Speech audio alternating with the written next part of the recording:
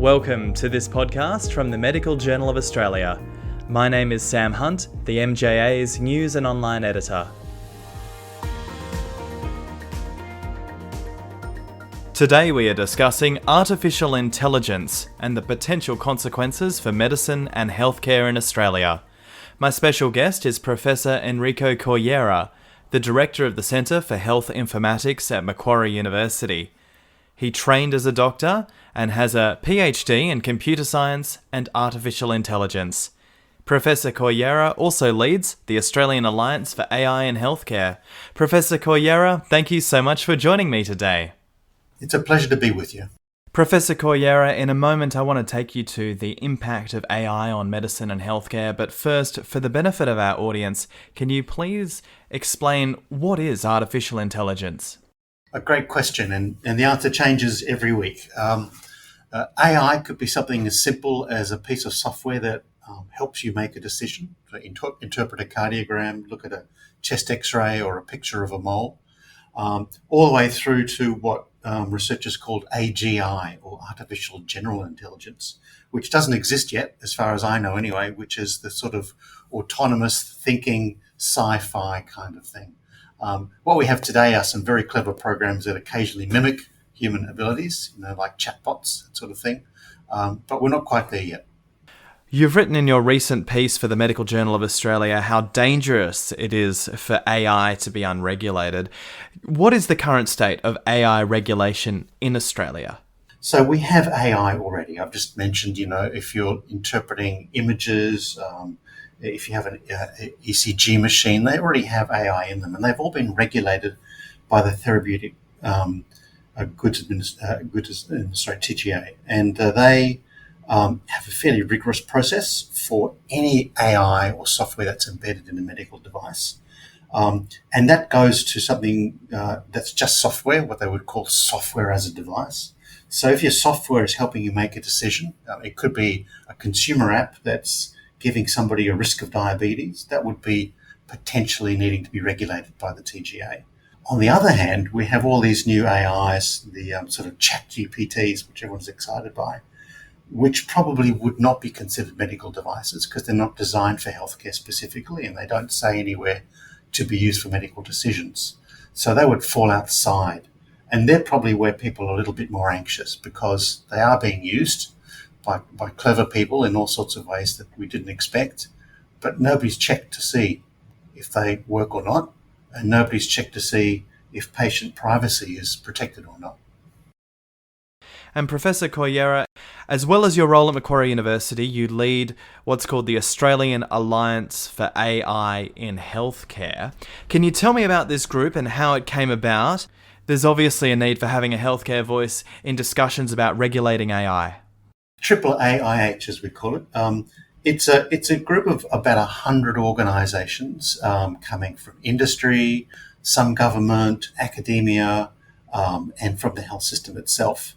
And we've come together to understand how we take advantage of the AI opportunity, but also how we avoid some of the risks that we've just been talking about. And the reason we need this sort of a community of practice, if you were, is because it's such a big task to change anything in healthcare. You can't imagine any sort of substantive health system change at scale that doesn't touch everybody. And so everybody's got to be part of it.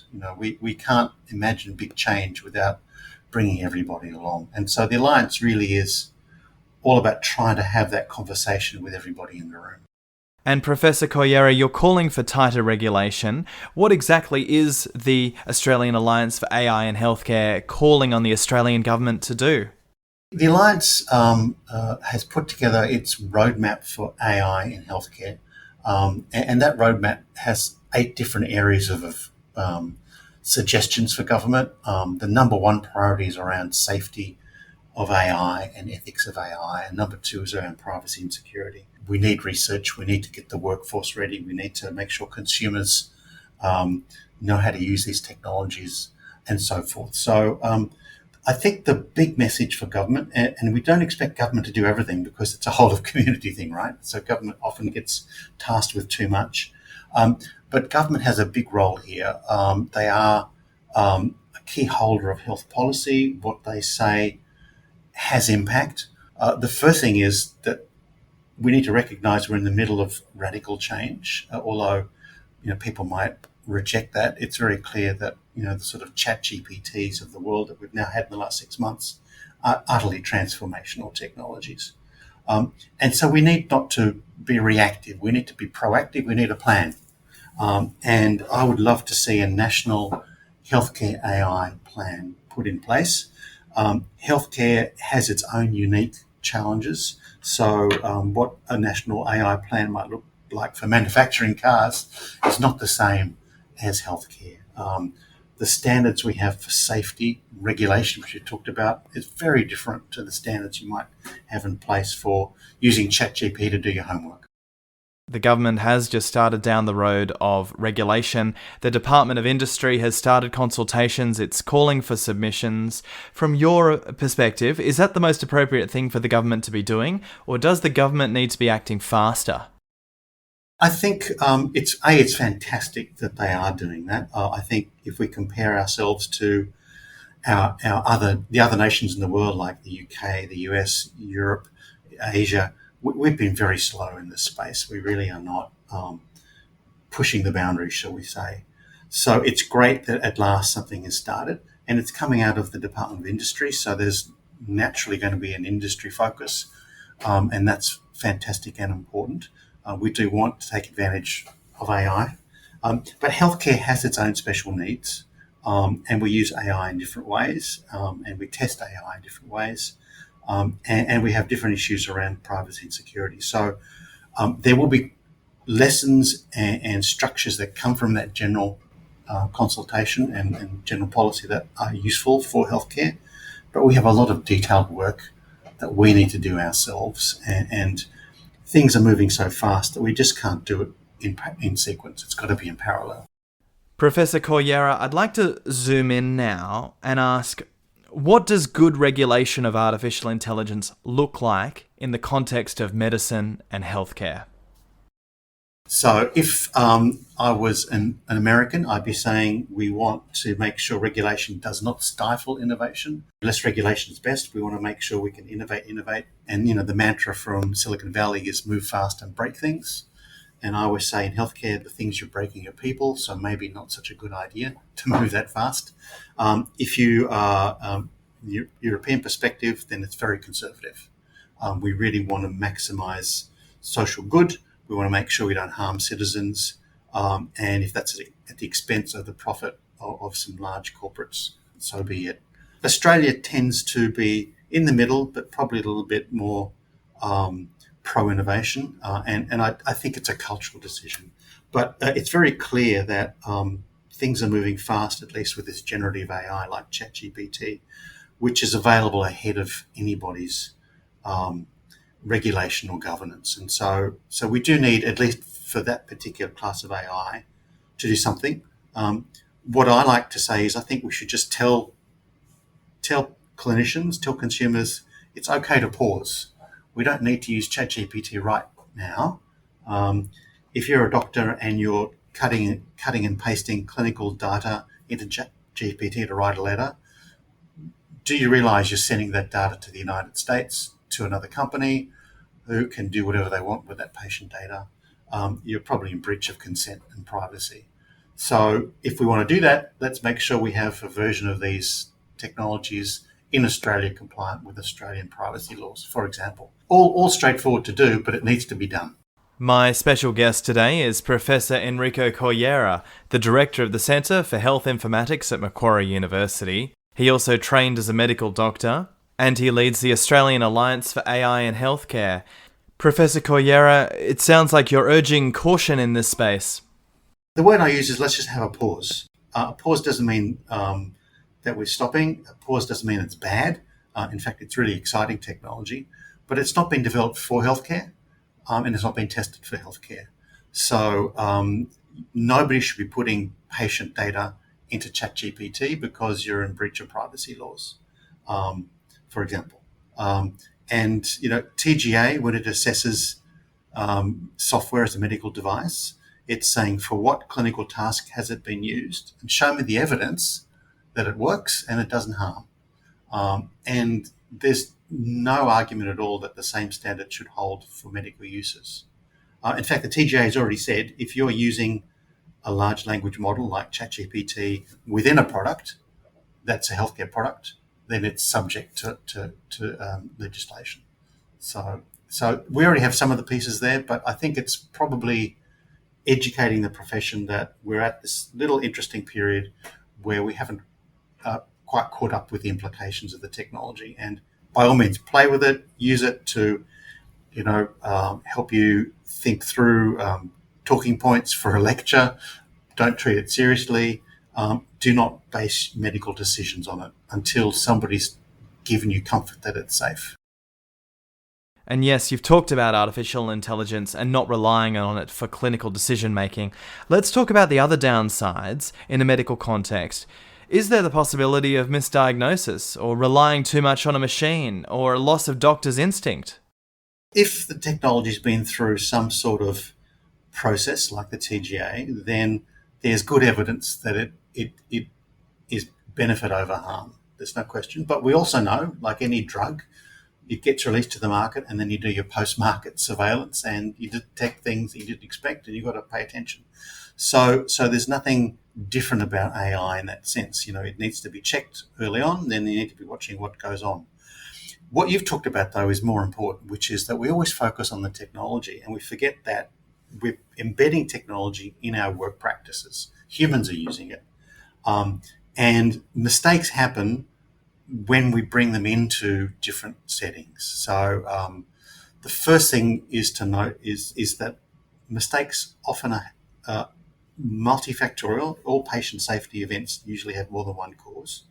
And often it's a human making an error with the piece of software contributing. Let me give you an example. This is actually a consumer example. So smartwatch used to diagnose AF, and a patient has chest pain, looks at the watch says you're in sinus rhythm, don't worry. So it doesn't go to the emergency department for a couple of days and has had an infarct. The mistake was that watch was never designed to detect a myocardial infarction. If you'd read the manual, it said this is for AF only.